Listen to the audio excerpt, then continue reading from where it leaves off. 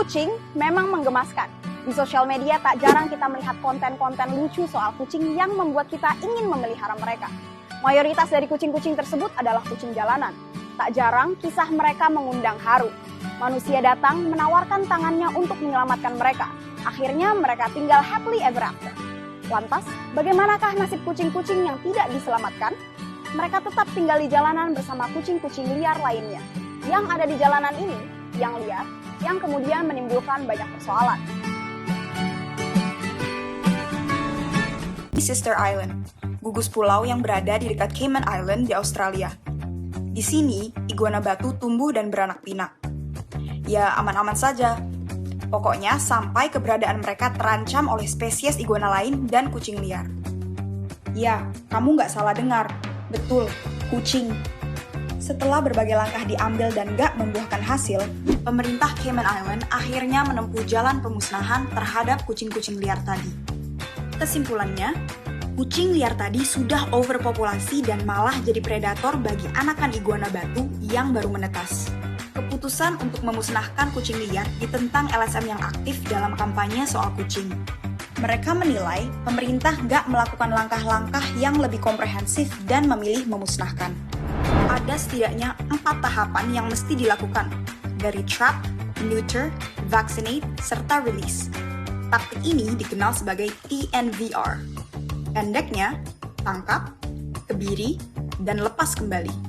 Balik lagi ke Cayman Island. Dinilai nggak berhasil, pemerintah setempat pun dapat sokongan dana dari Inggris untuk menjalankan proyek pelestarian keanekaragaman hayati. Nama proyeknya Darwin Plus. Proyek ini mencakup, salah satunya, pengendalian kucing liar di bawah Royal Society for the Protection of Birds. Mereka bilang bahwa sederet artikel ilmiah jadi rujukan buat jalankan proyek. Meski begitu, sampai sekarang belum kelihatan apakah Darwin Plus ini membuahkan hasil yang diinginkan atau sebaliknya. Ini bukan pertama kalinya program pemusnahan kucing liar dilakukan. Jika dilacak, pembasmian kucing liar sudah ada sejak abad ke-19. Studi mencatat ada 48 pulau di seluruh dunia yang jadi tempat pembasmian kucing. Pelestarian keanekaragaman hayati selalu jadi alasannya. Metode pembasmian ini pun beragam. Ada yang diburu, diracun, atau ditulari dengan virus. Australia jadi negara terdepan soal pembasmian kucing liar ini. Pada 2015 silam, pemerintah federal Australia berencana memusnahkan 2 juta kucing liar dalam rentang 5 tahun. Langkah ini diambil lantaran kucing liar membunuh hewan-hewan yang terancam punah dari reptil, burung, sampai mamalia. Kucing liar secara kolektif membunuh lebih dari 3 miliar hewan per tahun. Kucing liar telah menjadi aktor utama dalam puluhan kepunahan mamalia Australia sejak 1788. Di waktu bersamaan, jadi penyebab penurunan populasi ratusan spesies asli lainnya. Ini sebab, pada dasarnya, kucing liar adalah predator yang keberadaannya sudah pada taraf mengganggu ekosistem. Yang perlu digarisbawahi, di Australia, problem juga dimunculkan oleh kucing peliharaan. Riset menyebut, rata-rata setiap kucing peliharaan yang berkeliaran membunuh 186 reptil, burung, dan mamalia per tahunnya. Hitung-hitungannya, itu berarti sama dengan 4.000 sampai 8.000 hewan per kilometer persegi untuk area yang dihuni kucing peliharaan setiap tahunnya. Di Indonesia situasinya agak sedikit lebih kompleks. Oke, kita berbicara pertanyaan yang selalu muncul ya. Ini Jimmy Pangihutan, dokter hewan yang aktif dalam advokasi maupun kampanye soal hewan-hewan liar.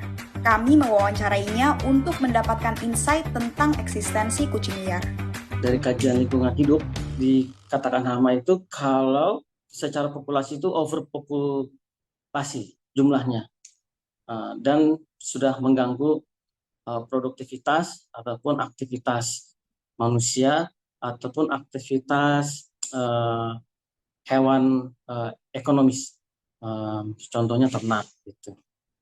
Kucing bisa disebut hama, syaratnya itu kalau overpopulasi. Orang yang menyayangi kucing juga harus terima kalau overpopulasi kucing itu disebut hama. Tapi, kapan populasi kucing bisa disebut overpopulasi? Ini sebenarnya kesepakatan komunitas sih. kalau mau dibilang overpopulasi.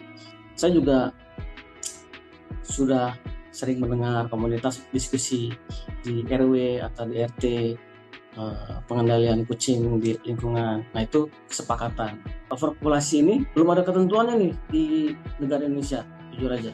Kalau misalnya seperti Amerika ada anjing kucing liar, tidak ada konfirmasi kepemilikan, dia hitungan, lupa saya, ada yang tergantung negara bagian, ada 1 bulan, 2 bulan, 3 bulan, tidak ada klaim, matikan.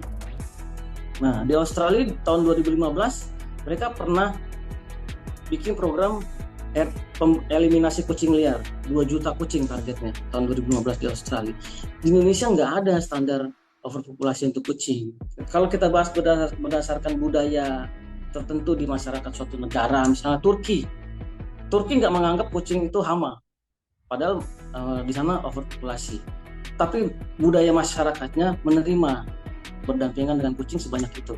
Gangguan yang disebabkan overpopulasi kucing itu, misalnya, mencakup perkelahian kucing yang sering kali bising hingga kotoran yang tersebar dan berbau nggak sedap. Tak hanya itu, kita juga harus mengingat bahwa kucing liar kotor dan bisa menimbulkan berbagai penyakit. Kucing karena di lingkungan luar, kucing liar di lingkungan luar, dia pijak sana pijak sini, tidur di sana sini, itu menjadi pembawa kuman kalau masuk ke dalam rumah. Nah, itu harus diterima juga. Tapi kan dia mandi, Dok, kayak liurnya tetap dia kotor. Orang dia tidur di luar, itu harus terima. Nah, dari sini kelihatan bukan kalau kucing itu nggak sekedar lucu-lucuan aja. Etika dokter hewan di Indonesia, kita tidak mengenal istilah ditidurkan atau eutanasia atau dibunuh. Nah, jadi kita bikin program sterilisasi reproduksi. Kalau betina diangkat rahimnya, kalau jantan diangkat testisnya. Nah, itu sudah dikerjakan lama sih. Contohnya yang rutin DKI Jakarta. Saya pernah ikut tuh 5 tahun lalu kalau nggak salah ya, di Pulau Seribu. Jadi di pulau-pulau yang padat penduduk, di situ kita ada ditangkapin kucingnya, disteril reproduksinya, lalu nggak boleh ada kucing masuk lagi. Jadi gitu ya, jangan dibunuh, tapi nggak bijak juga kalau asal kasih makan aja. Bisa jadi masalah sosial loh jika tetanggamu nggak berkenan. Kalau peduli banget sama kucing liar dan nggak bisa merawat, balik lagi ke rumus tadi. Tangkap, bawa ke dokter untuk steril dan vaksin, lalu bebaskan.